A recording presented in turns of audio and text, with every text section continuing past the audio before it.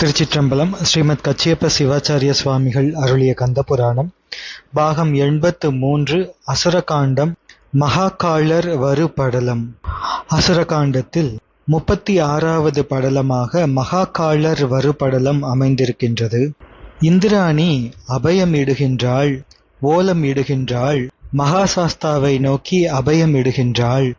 சிவபெருமானும் நாராயணனும் தந்த எங்கள் ஐயனே அபயம், தேவர்களுக்கெல்லாம் ஆதி பிரம்மமே ஓலம், செண்டு விளங்கும் கையினை உடைய அப்பனே அபயம், எங்கள் கடவுளே அபயம், உண்மை நெறி நின்றார்க்கு உண்மை பொருள் ஆனவனே அபயம், வேதங்கள் ஐயனே என ஓலமிட்டு துதிக்கின்ற எப்பொருட்கும் மூலகாரணனே அபயம், கடலின் நிறம் போன்று நீல ஒளி பரந்த திருமேனி உடைய எனது அப்பனே அபயம், பூரணை எனும் தேவிக்கு இறைவா அபயம், புஷ்கலை எனும் தேவிக்கு இறைவா அபயம், வெள்ளை யானை மேல் கொண்டு அன்று எங்கள் கண் குளிரும்படி வந்த கடவுளே அபயம் என்கின்றாள் இந்திராணி.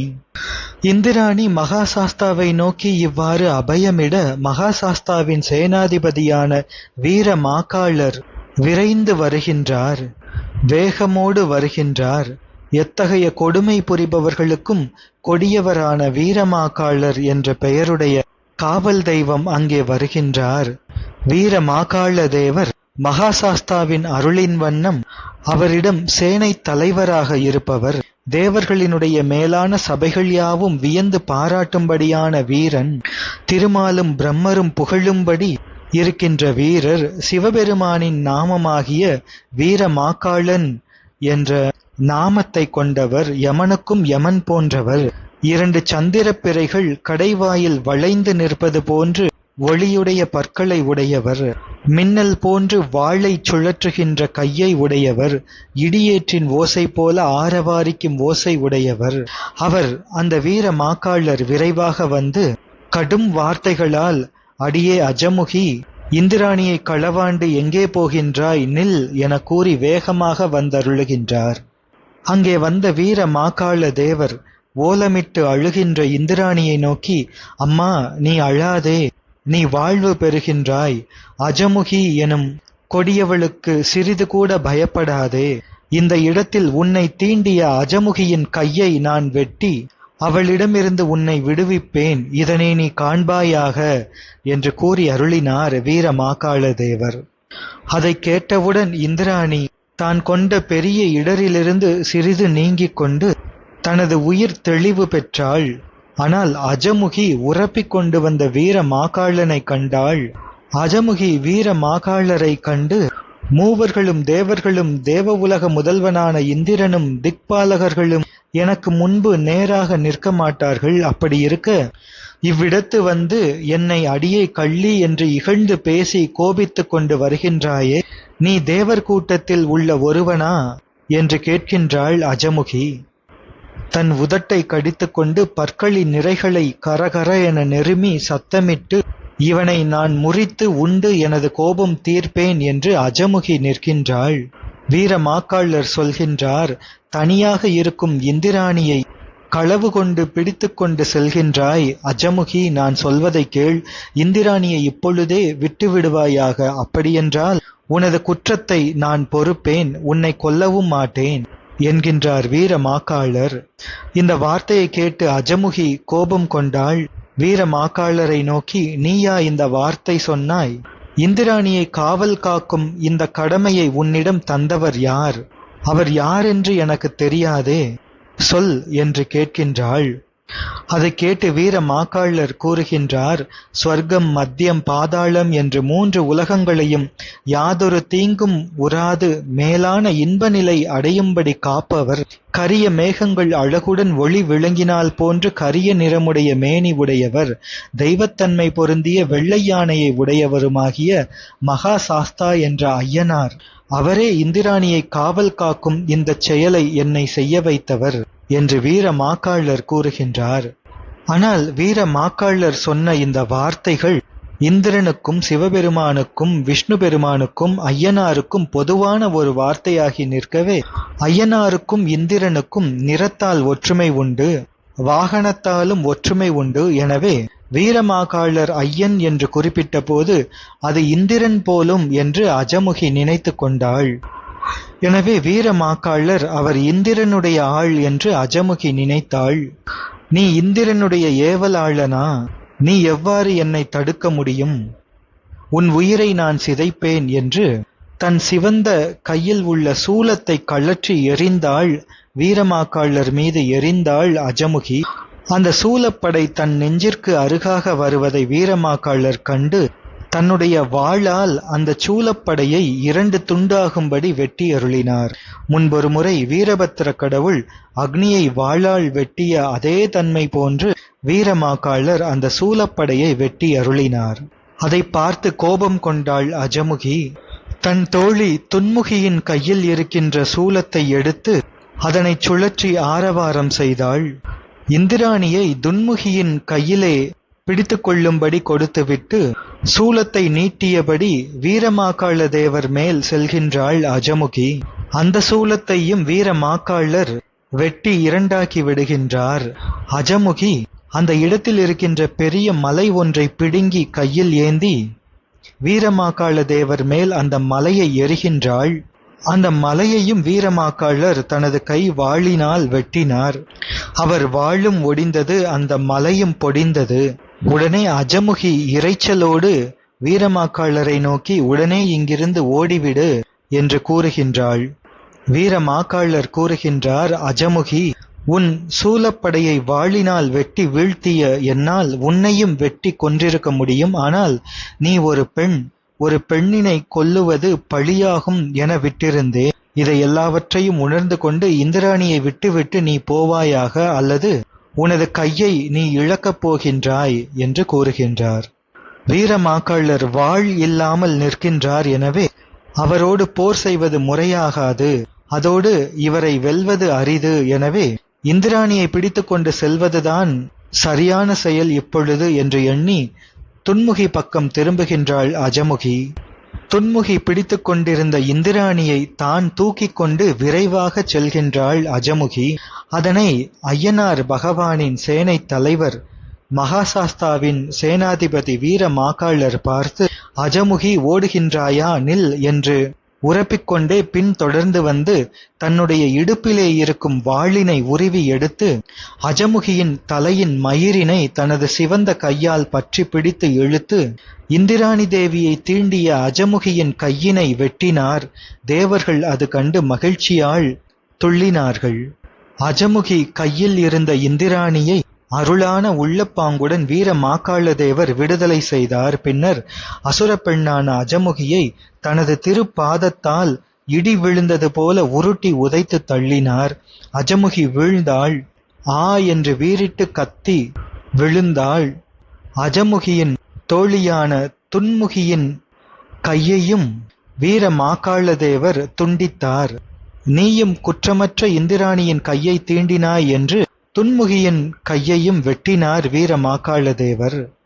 மதங்கொண்ட துன்முகியின் கையினை வாளினால் சிதைத்து வெட்டிய வீரமாகாள தேவர் வலிமை உடைய ஐயப்பனின் சேனைக்கு நாயகர். தமது திருப்பாதத்தால் துன்முகியையும் உருட்டி உதைத்தார். அவளும் ஐயோ என்று கத்தி குளறி பூமியில் வீழ்ந்தாள் என்பதோடு மகாகாளர் வரு படலம் நிறைவானது. இனி 37வது படலமாக அஜமுகி சோகப் படலம். அஜமுகி புலம்பி கோபம் கொள்கின்ற படலமாக அமைகின்றது. அந்த படலம் பின்வருமாறு. அஜமுகி துன்முகி இவர்களின் கைகளை வாளால் வீரமாகாளர் வெட்டவே அவர்கள் கைகளிலிருந்து இரத்த நீரானது சீறி பாய்ந்து பரவியது. அஜமுகி கலங்கி வீழ்ந்தாள், வருத்தப்பட்டாள், அழுதாள், மருண்டாள், பதைத்தாள், கைகளை உதறினாள், வெருண்டாள், நிலத்தின் மீது தனது பெரிய கையால் அடித்தாள், விழுந்து உருண்டாள், முதுகோடு தனது நெஞ்சம் தேய்வுற்று போகும்படி புரண்டாள். இப்படியா என் கை போவது என திகைப்பாள். புகை தோன்றினால் போல் மூச்செறிவாள். பூமியை காலால் உதைப்பாள். புகையையும் நெருப்பையும் வாயால் உமிழ்வாள்.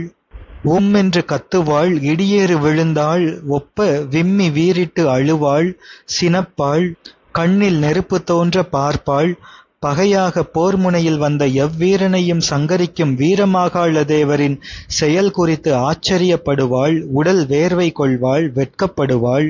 வெட்டி வீழ்ந்த கையை வெட்டுப்படாத மற்ற கையில் திடீரென எடுப்பாள், அதை பார்ப்பாள், கண்களில் ஒற்றுவாள், கண்ணால் இரத்தமும் வர கண்ணீர் விடுவாள். ஐயோ, என்னை போன்று வேறு யார் இப்படி துன்பப்பட்டார்கள் என்று புலம்புவாள். இனி நான் இறக்கத்தான் வேண்டும் என்பாள். இனி புகழ்பெற்ற என் அண்ணன் முன் எப்படி செல்வேன் என்று புலம்புவாள். தேவர் எல்லோருமாகச் சேர்ந்து என் கை போவதற்கு வழிவகுத்தார்கள் என்பாள். இந்த தேவர்களையெல்லாம் கொன்று அதன்பின் நானும் இறப்பேன் என்பாள். இந்த பூமியில் உள்ள உயிர் முழுவதையும் கொல்லட்டுமா என்பாள். மேகங்கள், நட்சத்திரங்கள், கிரகங்கள் எல்லாவற்றையும் வாயில் போட்டு தின்று முழுங்கிவிடவா என்பாள். சூரியன், சந்திரன், இந்திரனினுடைய ஐராவத யானை, மற்ற யானைகள், 5 தேவ விருட்சங்கள் இவற்றையெல்லாம் உண்டு வெற்றிலை போல உண்டு அழிக்கட்டுமா என்பாள். இதை பார்த்து துன்முகி அஜமுகியிடம் வந்து சொல்கின்றாள். அஜமுகி, அந்த வீரனால் உனது கை வெட்டுண்டு எழுந்ததற்கு இந்த பூமி என்ன செய்யும்? தேவ உலகம் என்ன செய்யும்? தேவர்கள் என்ன செய்வார்கள்? பிற பொருட்கள் என்ன செய்யும்? நீ அசுரர்களுக்கெல்லாம் நாதனாகிய சூரபத்மனிடம் சென்று இங்கு நடந்ததைச் சொன்னால் இந்த தேவர் கூட்டம் அத்துணையையும் அவர் முடிவு செய்து விடுவார். அங்கே செல்வதுதான் சரி என்று துன்முகி சொல்கின்றாள். அது கேட்ட அஜமுகியும் அதுதான் நல்லது என்று எண்ணி இந்திராணியை பார்த்து நெருப்பு சுடும்படி இந்த வார்த்தைகளை சொல்கின்றாள். நீ எந்த பக்கம் சென்று ஒளிந்தாலும் இனிமேல் நீ தப்பி பிழைப்பது அரிது. மறைந்து ஒளிந்து திரிகின்ற இந்திரனை, இந்த வனத்தில் இருக்கின்ற உன்னை, இன்னும் மற்ற தேவர்களையெல்லாம் ஒரு நொடி பொழுதில் பிடித்து இழுத்துச் சென்று எனது நகரிலே சிறைப்படுத்தி வைப்பேன். இது நிச்சயம். எங்களது அரசன் சூரபத்மனது செயலால் இதை முடிப்பேன். உங்கள் எல்லோரையும் நான் சிறைப்படுத்தாமல் விடுவிப்பேன் என்றார். நான் சூரபத்மனின் தங்கை அல்ல, நான் பேடி என்று எண்ணிக்கொள்வாயாக. எனவே உங்கள் அத்துணை பேரையும் சிறையில் அடைப்பேன், சூரபத்மனிடம் சொல்லி இந்த செயலை நிறைவேற்றுவேன் என்று அஜமுகி கூறினாள். இவ்வாறு அஜமுகி சோகப்படலம் நிறைவடைகின்றது. 38வது படலமாக இந்திரன் மீட்சி படலம் அமைகின்றது. அது பின்வருமாறு. அஜமுகி இவ்வாறு சபதம் செய்துவிட்டு சென்று விடுகின்றாள். அங்கு நிற்கின்ற வீர மாக்காளதேவன் என்ற வலிமை உடைய வீரர் அங்கே மகிழ்வோடு நிற்கின்ற இந்திராணியை நோக்கி, தேவியே, நீ அசுரர்களுக்கு அஞ்சாதே. தாயே, உன்னை உனது நாயகன் வரும் வரையும் நான் காத்து நிற்பேன், இங்கேயே இருப்பாயாக என்று கூறி அப்பால் செல்கின்றார் வீர மாக்காளதேவர். இந்திராணியும் சீர்காழி வனத்திலே தங்கி தன் கணவன் சென்ற செயல் நன்றாக நிறைவேற வேண்டும் என்பதை நோக்கமாக கொண்டு தவம் இருக்கின்றாள். இந்த வரலாறுகள் எல்லாவற்றையும் நாரத முனிவர் தனது திரு உள்ளத்திலே தன்னுடைய ஞான உணர்வினால் கண்டு கொண்டார். திருக்கைலாய மலைக்கு நாரத முனிவர் மிக விரைவாகச் சென்று அங்கே இந்திர தேவர்களுடன் காத்திருப்பதை பார்க்கின்றார். சிவபெருமானின் திருவடி கண்டு தரிசித்து வணங்குவதற்கு காலம் வாய்க்காமல் இந்திரதேவன் காத்திருப்பதை பார்க்கின்றார் நாரத முனிவர். அங்கே சென்று இந்திராணிக்கு நேர்ந்துள்ள இந்த செயல்களையெல்லாம் இந்திரனிடம் கூறுகின்றார். நாரத முனிவர் சொல்லிய இந்த செய்தியை கேட்டதும் இந்திரன் கவலை கொண்டு, பின்பு தெளிவு கொண்டு, அசுரர்கள் மீது கோபம் கொண்டும் இறைவனுடைய அருள்தான் எதற்கும் வேண்டும் என்பதை கருதி தானே அனைத்துக்கும் காரணம் என தன்னை தானே நொந்து அழுது வருந்தி சிவபெருமான் புகழை துதைத்துக் கொண்டு மற்ற தேவர்களோடு எழுந்தான் இந்திரன். நந்தியம் பெருமானை வணங்கி அவரது திருவடிகளிலே விண்ணப்பிக்கின்றான் இந்திரன். ஐயனே, பல நாட்களாக ஈசன் அருளை பெறும்படி நாம் நினைத்திருந்தோம். ஆனால் எமது பகவான் எமக்கு இன்னமும் அருள் புரிந்திடவில்லை. இதற்கு காரணம் தீயவர்களான நாங்கள் முன்பு செய்து கொண்டுள்ள தீவினைச் செயலே என்று எண்ணி, கணவன் இல்லாமல் அஞ்சுகின்ற கைமை நிலைமை தேவப்பெண்கள் பெற்றுக்கொள்ளாதபடி பெருமான்தான் அருள் புரிய வேண்டும். நல்ல தவத்தை இயற்றும்படி நாம் பூமிக்கு செல்கின்றோம். நாங்கள் அங்கே செல்லும்படி அருள் செய்து விடுவீராக என்று இந்திரன் விண்ணப்பிக்கவே, நல்லது, நீங்கள் அங்கு போவீர்களாக என்று நந்தியம் பெருமான் கூறி அருளினார். இந்திரன் தேவர்களுடன் சீர்காழிக்கு வந்து அங்கு இருக்கின்ற வீர மாகாளனை கண்டவுடன் நேராக அவரிடம் சென்று தழுவி அணைத்து இனிய வார்த்தைகளால் முகமன் கூறி வீர மாகாள தேவரின் செயலை புகழ்ந்து சொல்கின்றான், எனது ஐயனே, நீ ஐயனார் ஆகிய மகாசாஸ்தா பகவான்பால் இனி செல்லலாம் என்று வீர மாகாள தேவரை மகாசாஸ்தாவிடம் செல்லவிட்டு இந்திராணி தவம் புரியும் இடத்திற்கு வந்து அவள் கொண்ட துயரத்தை அகற்றி, அப்பொழுது கைவெட்டுண்ட அஜமுகி சொன்ன கொடிய சபத வார்த்தையை இந்திராணி கூறவே அதை கேட்டு இனி என்ன செய்வது என்று இந்திரன் மனத்திலே எண்ணினான்.